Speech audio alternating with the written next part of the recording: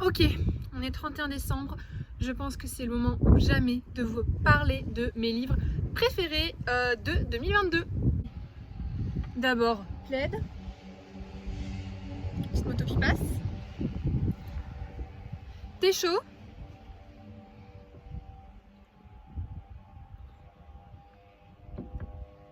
Et c'est parti. On commence, bon je vais les prendre comme ça, hein, comme ils viennent, avec, bon, le premier tome, mais en vrai c'est plus pour parler de la série en elle-même, de Blackwater. Je sais pas si vous avez déjà lu cette série qu'on a vu passer à peu près 48 milliards de fois sur Instagram, mais pour le coup je suis plutôt d'accord avec les avis dithyrambiques, puisque c'est une série que j'ai adorée, à l'image un peu des couvertures de ces petites merveilles magnifiques de chez Toussaint Louverture. Alors, Blackwater, pourquoi j'ai adoré? Vous le savez dans une autre vidéo. J'espère que je pourrai mettre cette vidéo ici. Ça raconte l'histoire en fait d'un village, d'une petite ville qui est submergée par une crue. Et lors de cette crue, on découvre une femme qui vient là, on ne sait pas trop d'où elle sort, on ne sait pas trop pourquoi elle est là, mais elle va tenter de s'intégrer à la communauté que compose cette petite ville. Et on va se percevoir au fil du temps bien qu'elle n'est pas là par hasard et qu'elle a un but assez précis. Voilà, alors voilà, moi j'ai adoré parce que j'ai trouvé que les personnages étaient ultra modernes. La plume était un poil classique, mais j'ai bien aimé, du coup je trouvais que c'était assez intéressant. Et parce qu'il y avait un peu de surnaturel dedans, mais pas, enfin, de fantastique. Mais moi qui suis pas une fan du fantastique, c'est un fantastique que j'apprécie, parce que c'est un peu un fantastique à la Maupassant. C'est-à-dire que, oui, c'est du fantastique, mais on se dit quand même un peu, c'est peut-être... Enfin, il y a quand même presque un doute avec le fait que ce soit réel ou pas. Bon, on sait que non, mais c'est tellement crédible que ça pourrait presque passer. Donc voilà pour le premier des 10 livres que j'ai préféré lire en 2022. Le deuxième, on est sur un style complètement différent. Quoique, on a là aussi des personnages ultra modernes. Alors il s'agit de Conversations entre amis de Sally Rooney, j'espère que je le dis bien. Où en fait, on va suivre un peu Frances et Bobby, qui sont deux amis qui ont été en couple et qui sont un peu performeuses, artistiques, qui font de la poésie, des choses comme ça, qui vont rencontrer Melissa et Nick, qui aussi sont un peu dans le monde de l'art. Et en fait, il y a une espèce de relation à quatre, on va dire, qui va se créer. Enfin, les quatre personnages vont pas sortir ensemble en quatuor, mais voilà, chacun va essayer de prendre sa place par rapport aux trois autres, etc. Et moi, ce qui m'a plu, c'est que j'ai trouvé que c'était un livre ultra moderne, avec vraiment une voix dans laquelle je me reconnais, qui raconte des choses d'aujourd'hui, qui a une analyse assez juste de la société telle qu'elle est, de cette jeunesse à laquelle je pense encore appartenir pour quelques années. Donc voilà, moi c'est ça que j'ai beaucoup aimé. Donc, Conversation entre amis de Sally Rooney. Alors, ensuite on est sur, je dirais presque un classique, puisque c'est un livre qui est sorti il y a déjà pas mal de temps. Je ne sais pas, Dépôt légal, septembre 2013. Donc voilà, ça va faire 10 piges, mais que moi je n'avais jamais lu. Et que j'ai découvert cette année, s'appelle Certaines n'avaient jamais vu la mère de Julie Otsuka.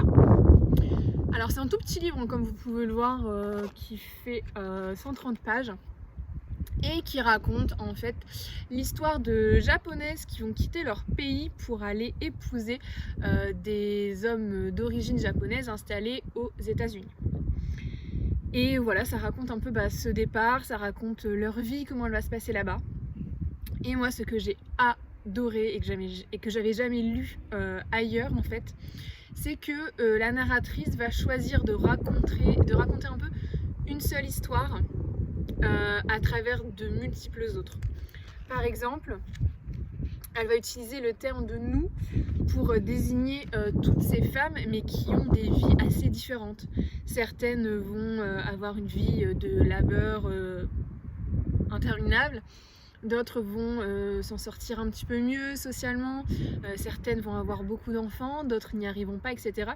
Et pour autant, il y a une certaine unité, on a l'impression presque de suivre un seul personnage qui aurait 10 000 vies en parallèle. Donc c'est vraiment quelque chose que j'avais jamais lu avant, et c'est ce qui fait que ça me reste vraiment en tête cette lecture. Ensuite, nous avons La brodeuse de Winchester de Tracy Chevalier. Alors là, on va vraiment suivre une seule personne, Violette, qui a 38 ans. On est après la Première Guerre mondiale, c'est ça. Et en fait, ça va raconter un peu le destin de cette fille qui est toujours célibataire, donc à 38 ans, qui a vu son fiancé être... qui a su que son fiancé plutôt était mort pendant la guerre, et du coup va essayer de s'échapper un peu de sa mère qui est voilà, un peu surprésente, on va dire, dans sa vie, et elle va s'installer seule dans une autre ville. Et j'ai beaucoup aimé parce que je trouvais que ça devait être le reflet d'une certaine époque. C'est-à-dire que j'imagine très bien dans les années 30 ces femmes qui en fait vont avoir la double peine, celle d'avoir la personne qu'elles aimaient tuer lors de la guerre, de voir tous leurs espoirs évanouis à cause de ce conflit, de voir leurs proches changer par rapport à ça aussi, leurs proches notamment masculins, les hommes de leur vie, de leur famille. Et donc c'est d'un côté ça, et de l'autre aussi le regard des autres, où en fait d'un côté les gens sont un peu en train de murmurer elle a 38 ans, elle est toujours pas mariée, oui mais oh la pauvre, elle a perdu son fiancé pendant la guerre. Voilà, un peu une espèce de jugement et en même temps de pitié constante des gens. Et ce personnage, lui, il essaie un peu de s'en libérer, de vivre sa propre vie, et c'est un personnage qui m'a vraiment beaucoup touchée. Voilà, j'ai bien aimé cette soif de liberté, cette soif de vivre sa vie sans faire attention à ce que les autres disent, etc. Et c'est un personnage qui m'a beaucoup touchée. Voilà, donc je le répète, La brodeuse de Winchester de Tracy Chevalier. Alors là, on est sur un livre, pareil, celui-là il est assez vieux, je pense. Là, le livre que je vais vous présenter juste après, lui, il date de cette année. Oh non, pas tant que ça. Apparemment, il daterait de 2021, donc plutôt récent. Celui-là, en revanche, il est sorti cet été, aux alentours du 15 août. Donc c'est Trois sœurs de Laura Poglioli. C'est un livre dont j'ai déjà dû vous parler, tout du moins en chronique, parce que c'est un livre que j'ai beaucoup aimé également. Ça raconte l'histoire de 3 jeunes filles russes qui vont en fait assassiner leur père. Et au fil de l'enquête, on va s'apercevoir que cet homme les maltraitait, les violentait, etc. Je vous laisse découvrir ça. Et donc, y a la société russe qui va un peu se diviser en deux, c'est-à-dire ceux qui considèrent que ce qui se passait c'était à la maison, c'était au sein du foyer, qu'un père a autorité sur ses enfants et que en fait c'est quelque chose qui relève de la sphère privée, qui ne devrait pas être évoqué devant un tribunal. Et l'autre partie qui va dire mais ces filles en fait elles se sont défendues, c'était ça ou elles pouvaient potentiellement mourir sous les coups de cet homme, etc.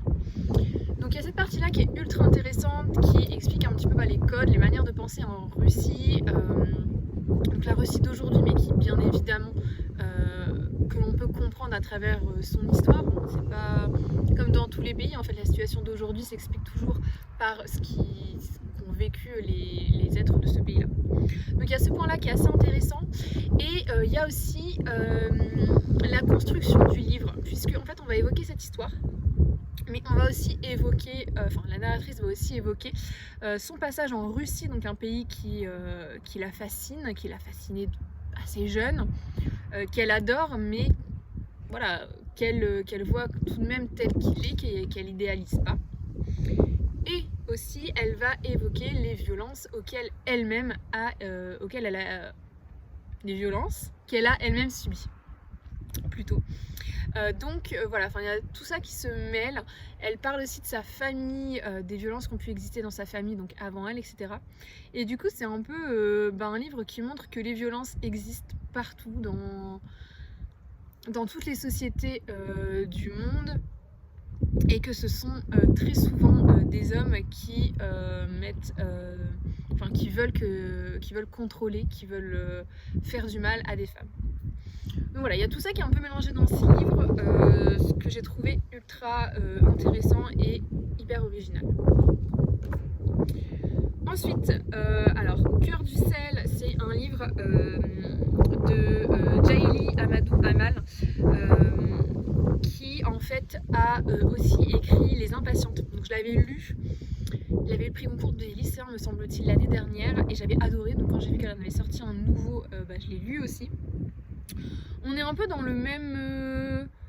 dans la même partie de l'Afrique, on est un peu au niveau donc là du Cameroun, et en fait on va suivre Faïdé, qui est une jeune fille qui vient d'un petit village très pauvre. Son père a disparu, on ne sait pas trop s'il est parti de lui-même, s'il les a abandonnés ou s'il a été recruté, si je puis dire, par Boko Haram. Mais le résultat est finalement le même.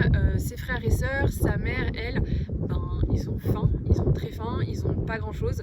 Donc elle décide de partir à la ville, de devenir une domestique pour une famille riche, pour apporter de la nourriture, de l'argent, etc. à sa famille.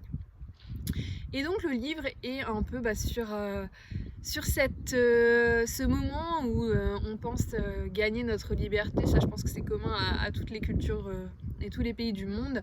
C'est-à-dire le moment où est-ce qu'on quitte ses racines pour aller à la ville, pour aller en tout cas dans un autre endroit où on pense que l'on peut se faire sa place, que l'on pense pouvoir être une partie d'eux un jour, etc.